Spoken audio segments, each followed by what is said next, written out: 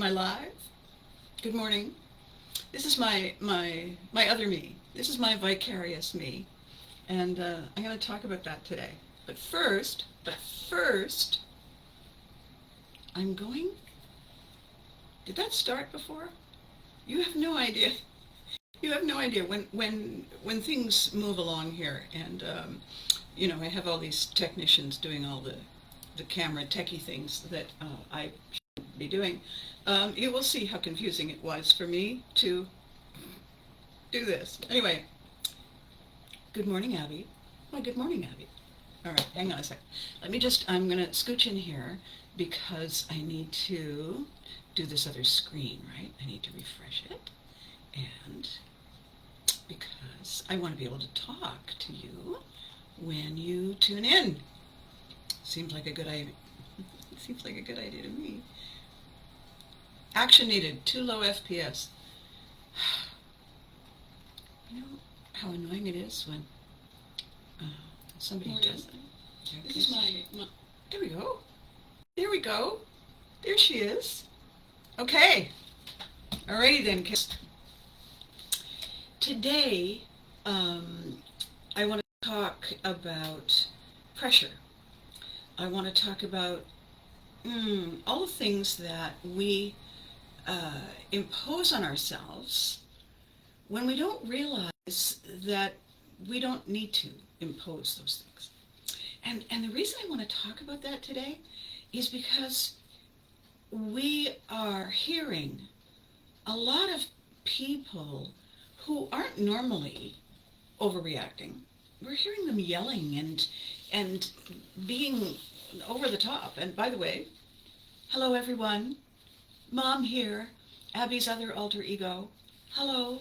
Are you well? Are you wearing clean underwear?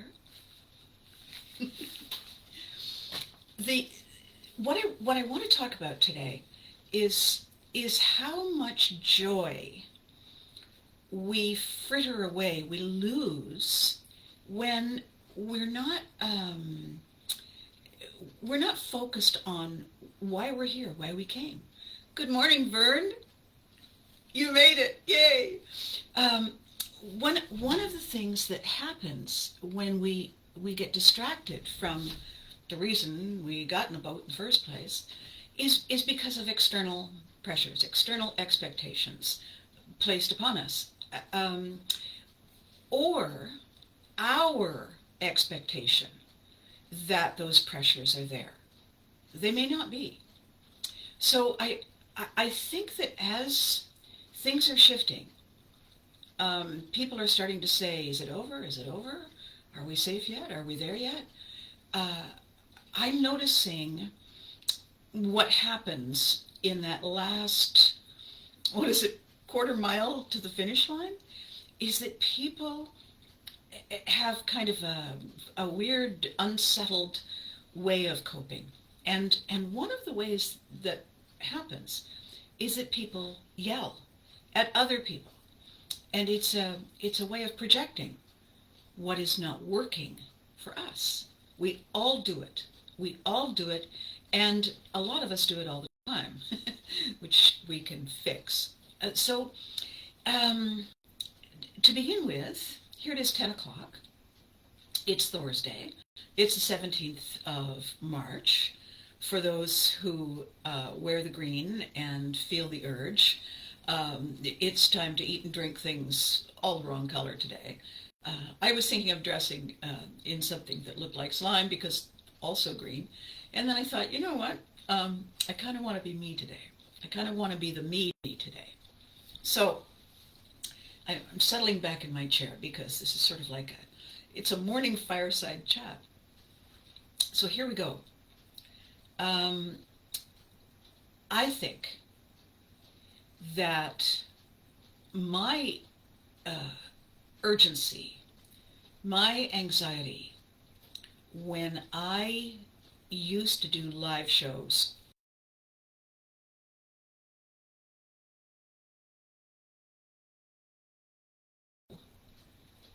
if everybody was going to enjoy the show. And the number one goal when you're doing a show is that the audience has a great time. If the audience has a great time, you have a great time.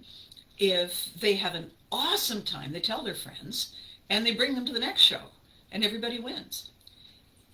So for me, expectation is a big factor, is a big pressure factor when it's getting down to the wire.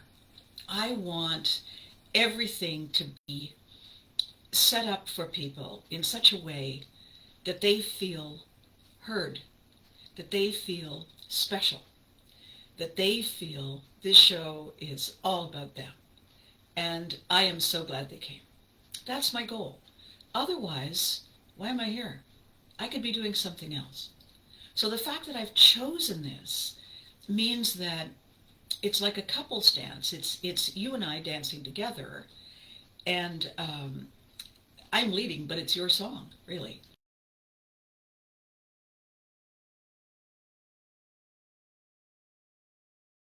And I'm leading, and it's your song. Then that's a whole lot easier than, oh my God, I've never danced with them, and what if I step on their feet, and what if they don't like me, and what if I didn't brush my teeth, and what if. It ruins the moment totally. So what we can do is break through that panic, that terrified. Live from your house is different than live from the stage. Hola, Karen. No, it's not, because I know you're there. Ándale. A show is a show is a show. Holo. Um, what we are doing is we are creating a connection. We are building a conversation. We are creating loyalty. We are building expectations and trust and anticipation. We're sharing in a moment. That's tribe. That's tribal, like tribal always was meant to be. And that's why we get nervous, because we don't want to let the tribe down. We don't want the alpha to say, who's that? Get them out. We'll have more room. So it always comes back to this crazy feeling of, if I don't do it right, I'll die. And there are so many stages of in between that we need to give ourselves permission to figure out how to maintain that excitement without the collateral fear. That is the question. And pivotry is why we're here, because pivoting is how we make the whole thing work. I will show you. So what is happening in a few weeks is I'm going to do a live event, because they're back and we're back, and it's going to be in Cornwall, Ontario. It's the Cape Festival, which is Cornwall area pop culture event, I think. And the slogan is "Get your cape on," and I'm thinking, all right, get my cape on. I can do that. I'm a superhero. We're all in. And then they sent me a note saying, we need a high resolution photo of you. And I'm thinking, I don't know how to get much more high resolution than this. I kind of thought this was working. So now I have to go and look for that picture. And I had an anxious moment, because I don't know if I have one. I don't know if I have a recent high resolution picture. And I was kind of doing it. And I thought, okay, A, 6 weeks. And B, oh well, if I don't have one, I'll get the next best thing. And they'll put it up and they'll roll their eyes and say, Abby and technology is that thing. And everything will be fine. If people don't come because my face is blurry, I was doing something else totally wrong. That's all I can say. So, but really, I had that little kind of scary moment. And I thought, well, I'm going to look and I'm going to do my best. But I'm not going to ruin my day or my weeks about it. I had a phone conversation last night with my stage tech guy, manager guy, who lives impossibly far away, but he comes to all my shows. And he said, are we still on? And I said, yeah, apparently. And he said, good, how do I cross the border? And I said, I don't know, we'll find out, because he's in the States. And how many planes does he have to take? I have no idea. And what's the easiest way for him to get to Cornwall from Ohio? Other than a skyhook, you know. So these things are all things to sort out. They're not all things to obsess about. They're things to sort out, because the sorting is part of owning the opportunity. We're not going to do a panic run 6 weeks early. We're going to figure out the way to do it that is perfect, awesome, wonderful for us. And then for the show. It's all going to be amazing. And I'm going to tell you why it's all going to be amazing. Nobody knows how it was supposed to be unless they were at the rehearsal. I will say that again. Nobody knows how it was supposed to be unless they were at the rehearsal. And one of the most disconcerting things that we discover is that the audience is never at the rehearsal. They are the wild card in the mix. They are the ingredient that puts our improv skills and our tap dancing skills to the test, because they were not at the rehearsals. So we have a fair amount of wiggle room when things are not going well. So that's the first thing. That's the first calming thing. The other thing that happens that causes the yelling is when we are panicking because people like us feel nervous because we don't appear to us to be remotely like people like them. And that brings up this whole question of illusion. Fame is what it looks like when the thing is all the way over there and we are all the way over here. When you get close to it, it's really different. And the reason it's really different is our perspective, is our close-uppedness. When we can see how they've used spirit gum to keep the costume together, it doesn't look like poetry in motion anymore. It looks flawed. It looks human.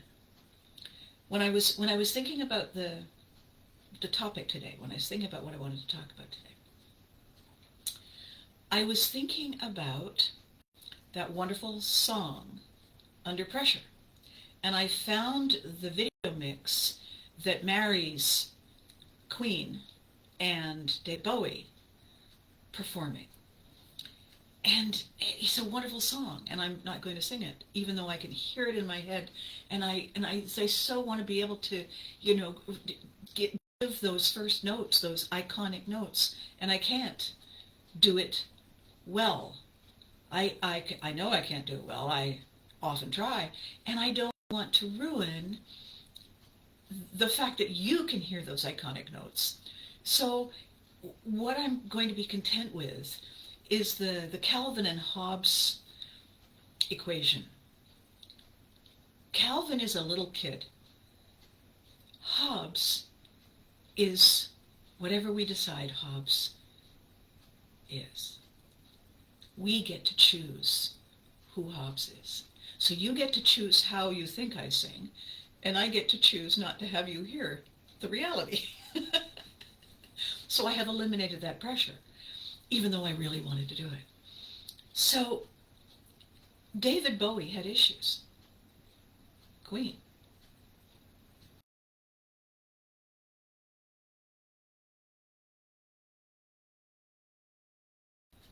Without stimulants, they relied on so many people and so many routines and so many habits to give them the confidence, to give them the feeling that the ground beneath their feet was solid enough so that they could walk out there and show us awesomeness, pure awesomeness.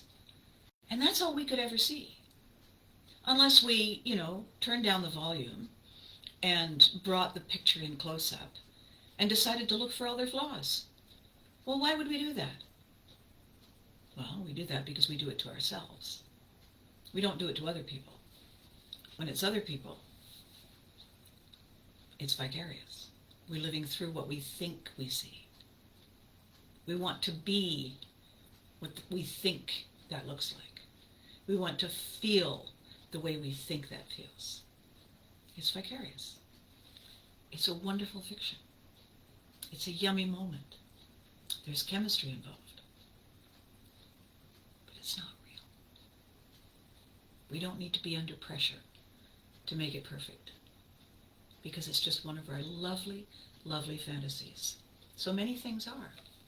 So, I had 3 conversations this week, and all of them were amazing. One of them was challenging. It was no less amazing, but it was challenging. One of them was hysterically funny, really exciting, challenging, amazing. And one of them made me stop and think. I read this line about forgiveness. Not a spiritual thing, just a general thing. And it was about looking at people in our lives who aren't stepping up. And it was a paragraph, and I really liked it.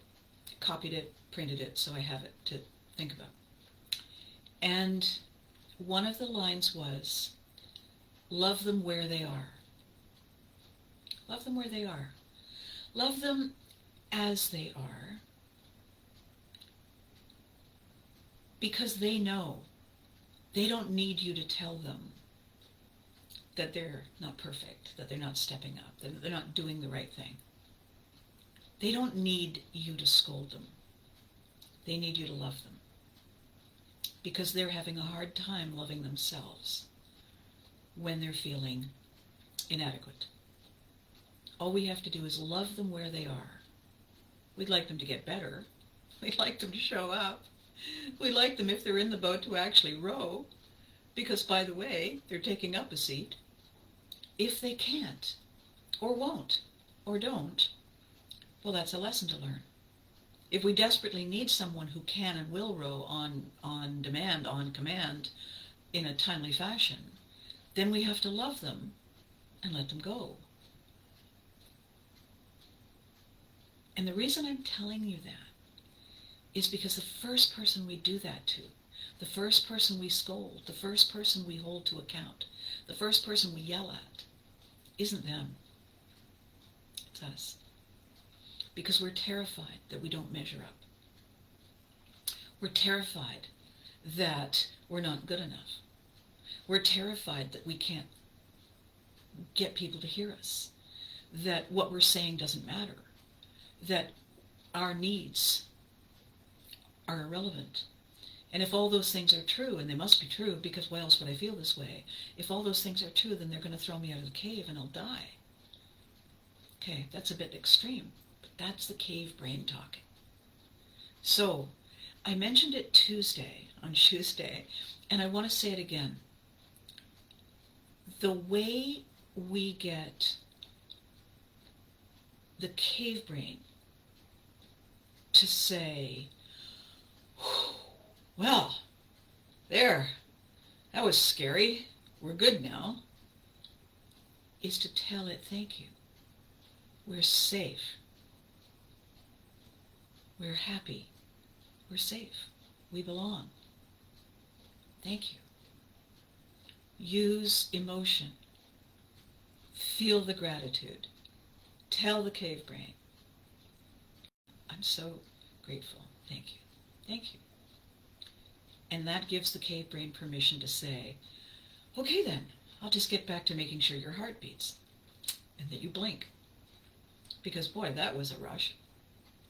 And then we can get on with being how awesome we really are. So the story, the funny story, I want to tell you today has to do with books.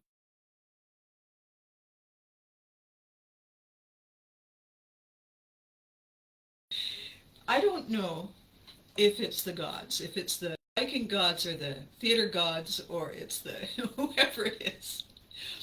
But every book I have ever published has been suddenly, catastrophically, last-minutely delayed when I've ordered it in quantity for the book launch. Here's the scenario, just so you understand, in case you hadn't.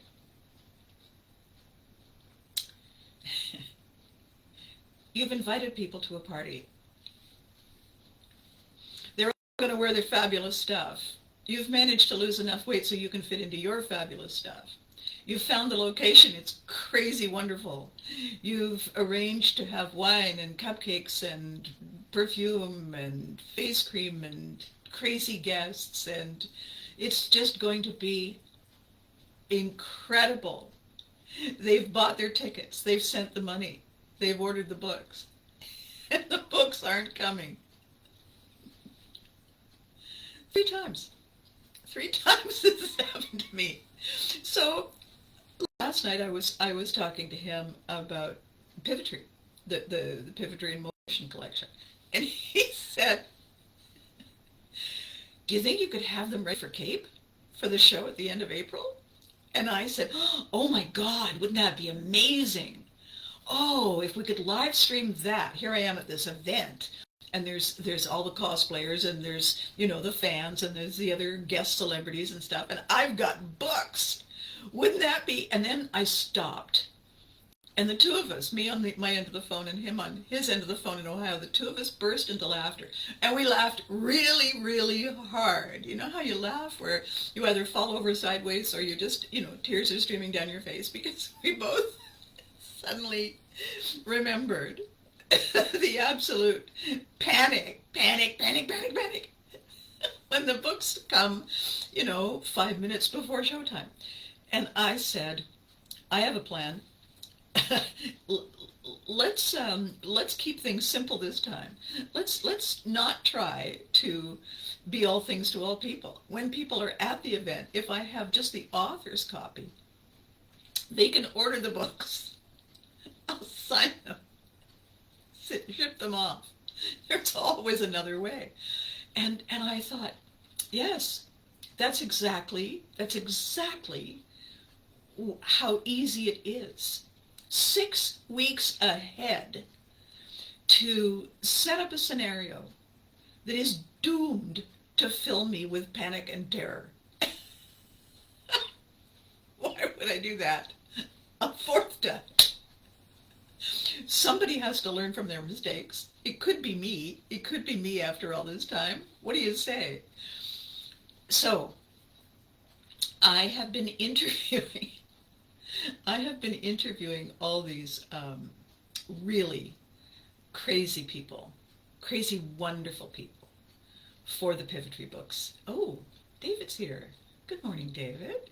Jessie. Good morning, Jessie, honey. How exciting. I've been interviewing people for the Pivotry books. And as each story is shared with me, it allows me to see not only what their chapter needs to look like, but how the whole book is now going to just require a little adjustment. How I want that chapter to look so that there's a connection to this chapter that feels fluid and automatic and spontaneous. So every step forward with one foot requires another step of recalibrating and resetting and rethinking, and and I can say this about that here, so that everything moves forward in an extraordinary way. And just so that you understand or know. Of course you understand it. It's a book. I'm interviewing people. I have people who have turned their lives around a dozen times because they're on a quest to know more, to experience different, and they're not afraid to go for it. I have had a conversation with someone who actively copes with PTSD every day and is exhausted because, by the way, I'm about to say something that is vastly insulting to anyone who has PTSD, and I apologize profusely. I only mean to explain it this way to simplify it. Otherwise it takes a long time to properly explain it. A trauma is a real moment that horrified us beyond our possible imagining. Often it comes as a surprise. It is so big, so overwhelming. The brain, the managing brain, can't take in what it is and what it means because it's so big, so surprising, and so horrifying. What the post, which is after, what the after moment syndrome is the cave brain going back to relive it, not to torture itself, but to try to figure out how to survive it better, because it didn't survive it well. It's a redo. It's a second shot that the cave brain keeps trying to make. It's a survival technique at the most basic level. The cave brain thinks that saber-tooth whatnot is coming for us again. That's what's happening. How to help, how to assist, how to calm the cave brain, which is in charge in that moment, how to calm that brain, to give us permission to connect to the real world, the here and now, when at this moment we are safe, requires a lot of skill and a lot of technique and a lot of tools that we're still learning how to figure out. One of the things people, doctors, scientists, trainers are learning is that service animals, grounding yourself with a living creature, seems to help some people in some situations. That's very exciting. It may not help all. So that's post-trauma. That's after trauma moment.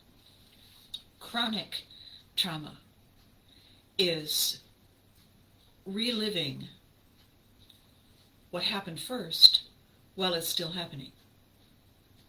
Chronic trauma is everyone in the immediate front of the battle dealing with the pandemic, dealing with a fire, dealing with a hurricane, dealing with something so big, so overwhelming, it's beyond all reasoning.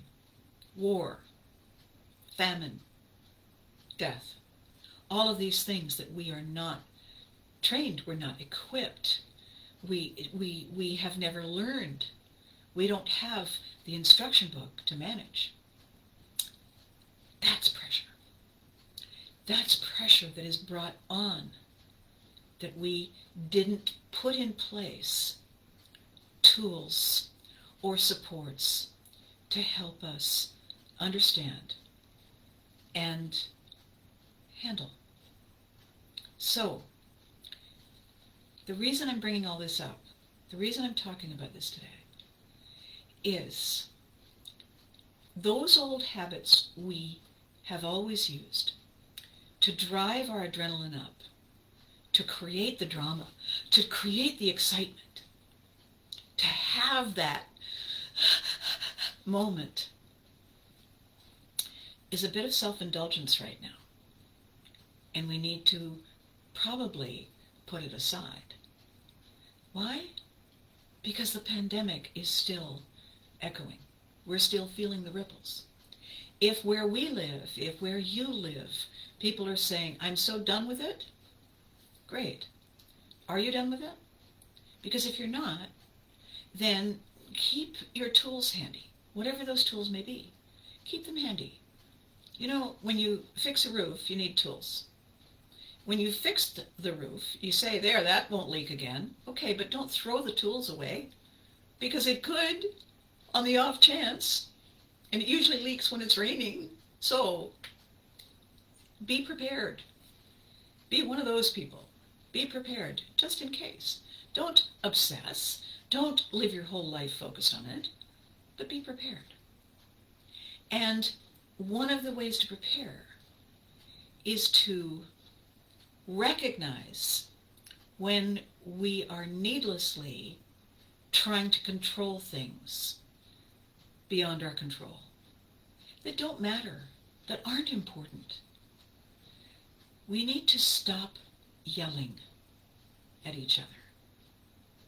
We need to listen better, and we will if we stop yelling. We need to stop whining. We need to stop being mosquitoes and horns. We need to be us again. We need to love us where we are. Love each other where we are. That's how we pivot for the win. That's how we bring out the smiling face, whether or not it's in high resolution. If we're smiling and we can remember a happy moment, no matter what kind of a train wreck it might have been, we need to hang on to those, because they are our pivot tools. I posted a photo yesterday of a magazine cover that I was involved in many years ago about theme parties. And in case you didn't recognize me, I'm the blonde way down front, center, curly blonde wig. And we were all in costume for all kinds of events and characters that had nothing to do with each other. Nothing. It was chaos, colorful, frivolous, wonderful, a bunch of crazy actors, and we all knew each other. That was all Ottawa. That was probably most of Ottawa at the time. But that was Ottawa's creative community, working entertainer community. And a magazine guy said, I've got a cover story I need to do for theme parties. We need you all down here, and I can afford to pay you lunch. And so we all got costumed up. We all got our makeup done. And we all, I don't know how long that shoot took, because, you know, all those people, all those actors, and none of whom will pay attention or follow instructions. It was a riot. It was an absolute riot of a day. And we had so much fun because we were there together. We were people like us, being people like us. And that photographer was going to capture that craziness for his win. He was going to focus on the best parts of that. Not that, can they see it from the back, and how do I look, and is this crazy or what, and I want to talk to you about the last time you stole a roll from me. No, we set all that aside. And we didn't all, you know, go bowling together later, because independent artists don't see each other very often, and we miss each other. And we look forward to these moments when we can be together, because they're magical. They're absolutely magical. Even when bad things are happening. When I got on the phone with my stage manager and I said, So, what's the worst that's happened lately? And he burst out laughing. He said, I only have 2 hours for this call. We call this. We're going to have to we're going to have to talk about that another time. And we caught up on all the stuff that we needed to catch up on in order that we were both standing essentially at the same place, him over there and me over here, but at the same place, at the same distance from the starting line that we want to try and reach together in the weeks to come. We did not waste any time saying, well, why didn't you call? And well, I don't see why. And I have to tell you, I'm not, we didn't do that because we didn't need to. We were just so grateful to be able to talk to each other again. We felt amazing that technology allowed us to do that. And it was on the third call try because the first 2 times I dialed the wrong number. So I guess the takeaway today, it's a bit rambly, and I didn't mean for it to be rambly in this way. I meant for it to be a little more focused. But you see, panic and pressure and stress that we impose, it kind of has its own agenda. And maybe that really is the takeaway. We do need to work with and work together and collaborate and cooperate. And sometimes we need to comply. We waste our time when we try to control what other people want, what other people need, and what makes other people happy. We waste our time trying to control that. We use our time wisely if we listen to what they are saying and try to help them get where they want to go. If those paths converge with what we want for them, brilliant. If they don't, also brilliant. Also brilliant. So I guess the Dr. Haggard's diagnosis today, a prescription today, is the closer we get to our finish line, our starting line, forget finish line, the closer we get to our starting line for our pivot, the more excited we are and the more worried we are that it's not going to be okay, that we will have forgotten something monumental. And the thing is, everything will turn out. We don't need, and should try not to, ruin our lead-up excitement and anticipation with the frustration and the yelling and the fear that it won't work out when the moment comes. The cave brain doesn't know the difference between future, present, and past. When we have a moment happening in 6 weeks, the cave brain thinks that's now. That's why the early panic. We have the power to say, thank you. Thank you for looking after us. Thank you for looking after me. We're good right now. Thank you. Let's focus on heart beating and blinking and digesting whatever that was I had for dinner. Let's focus on that. And keep our tools handy, but not in front of us where we'll trip over them all the time. We make a list. We look at the list. We thank the cave brain for screaming the items on the list. And then we allow our stage manager brain to fill out the list and go get the tools. It all comes together in the end. All we have to do is believe. Okay. So the closing note is,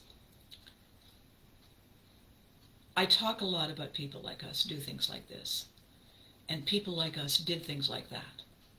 And pivoting allows us, as people like us, to shift, to own, to fluff our hair, and win.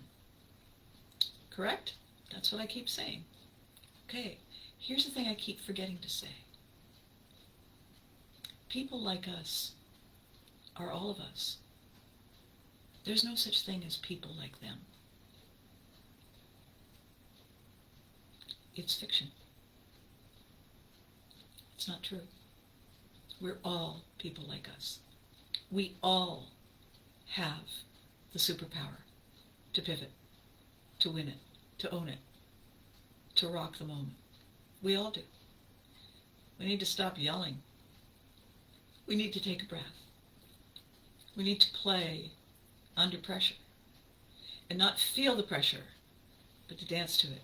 Dun, dun, dun, dun, dun, dun, dun, dun, dun.